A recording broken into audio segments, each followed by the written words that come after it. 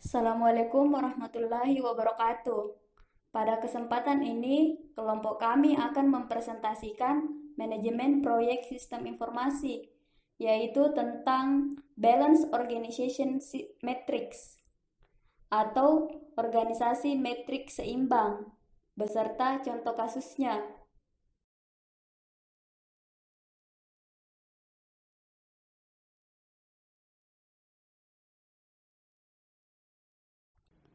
Sebelum kami membahas mengenai materinya, saya terlebih dahulu akan memperkenalkan nama-nama kelompok 6, yaitu yang pertama, saya sendiri Nur Indasari sebagai moderator, sekaligus pemateri pertama, Yohestin Butu Parebong sebagai pemateri kedua, dan Irma S sebagai pemateri ketiga.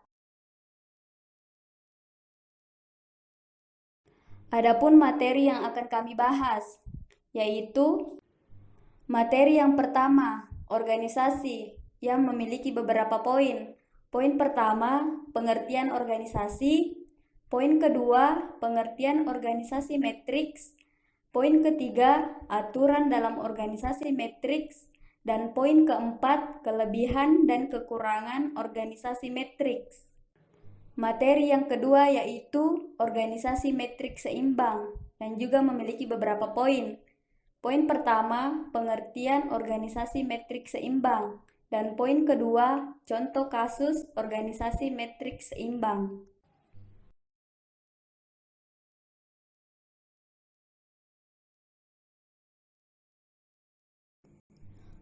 Pertama-tama, kami akan menjelaskan 4 poin dari organisasi.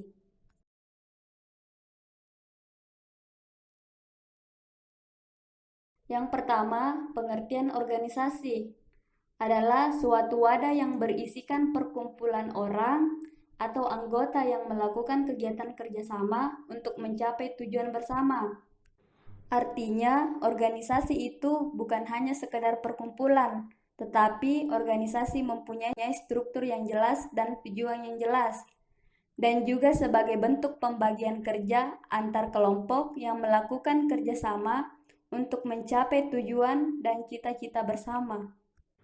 Yang kedua, organisasi matriks, yaitu kombinasi dari 2 atau lebih struktur organisasi, seperti struktur organisasi fungsional dan struktur organisasi proyek. Mengapa dikatakan kombinasi dari 2 struktur organisasi, yaitu struktur organisasi fungsional dan proyek? Karena karyawan yang berada di unit kerja fungsional juga harus mengerjakan kegiatan atas tugas proyek-proyek organisasi yang ditugaskan kepadanya. Struktur organisasi matriks ini mengakibatkan terjadinya multikomando, di mana seorang karyawan diharuskan untuk melapor kepada 2 pimpinan, yaitu pimpinan di unit kerja fungsional dan pimpinan proyek. Dan biasanya organisasi ini digunakan oleh perusahaan yang berskala besar atau perusahaan-perusahaan multinasional.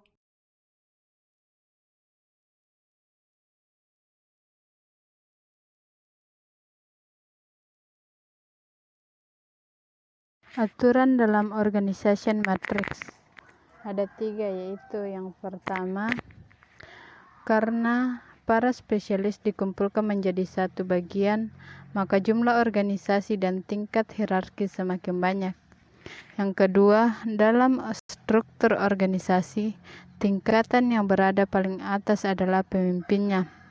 Yang ketiga, mewakili wewenang ganda, yaitu wewenang horizontal yang dimiliki oleh manajer proyek dan wewenang fungsional, yaitu yang dimiliki oleh para spesialis.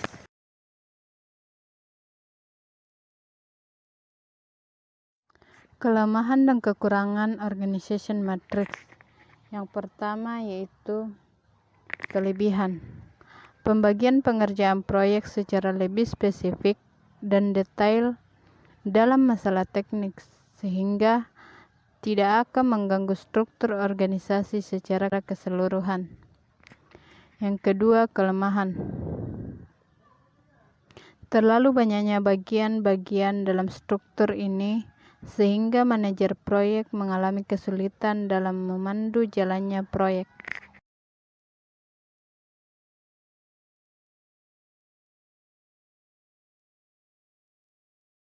Pada materi kedua yang akan kami bahas yaitu pengertian dari Balance Organization Matrix dan contoh kasus dari Balance Organization Matrix.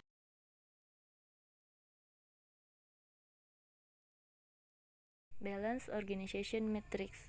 Pengertian dari organisasi matriks seimbang adalah organisasi yang menerapkan strategi manajemen matriks untuk menyeimbangkan antara manajer proyek dan manajer fungsional. Jadi di sini akan dibagi dua kelompok, yaitu manajer fungsional dan manajer proyek. Strategi ini bertujuan untuk mencapai keseimbangan antara tingkat fungsional dan proyek dengan memastikan bahwa tidak ada satupun dari kelompok-kelompok ini menikmati kekuatan yang unggul atas yang lain.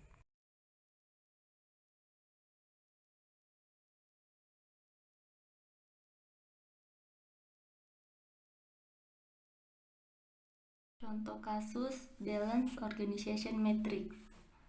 Pada saat perusahaan baru berdiri, ukuran perusahaan masih sangat kecil. Dana yang dimiliki masih sangat terbatas. Perusahaan ini hanya mampu menggaji seorang ahli konstruksi. Jadi maksudnya, perusahaan konstruksi yang masih kecil ini berhasil memperoleh proyek pembangunan di dua lokasi yang terpisah. Oleh karena itu, maka terpaksalah perusahaan ini mengirim satu-satunya ahli konstruksi yang mereka miliki untuk menangani kedua proyek pembangunan yang dikerjakan. Sekian tahun kemudian, perusahaan ini sudah menjadi perusahaan ukuran besar. Pekerjaan yang digarap sudah puluhan proyek pembangunan. Perusahaan ini juga sudah makmur sehingga mampu menggaji seorang ahli konstruksi untuk setiap proyek pembangunan yang mereka kerjakan. Dalam organisasi matriks, keseimbangan dicapai apabila adanya pihak-pihak yang sama-sama menuntut alokasi sumber, dan keseimbangan ini akan tercapai apabila pihak-pihak yang berebut sumber mempunyai kekuatan yang sama.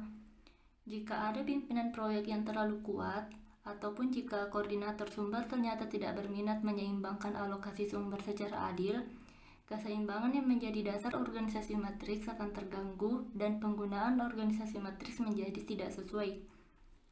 Jadi dapat disimpulkan, organisasi matriks mencapai keseimbangannya karena adanya tekanan dari kepentingan-kepentingan yang saling bertentangan. Organisasi menjadi seimbang karena adanya pertentangan antara pihak yang memperebutkan sumber yang terbatas. Akibatnya, pertentangan tersebut menyebabkan mereka menjadi lebih maju, berhemat, dan juga berpikir lebih cermat.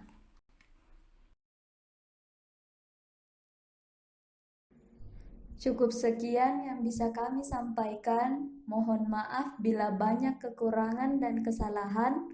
Wabillahi taufiq wal hidayah. Wassalamualaikum warahmatullahi wabarakatuh.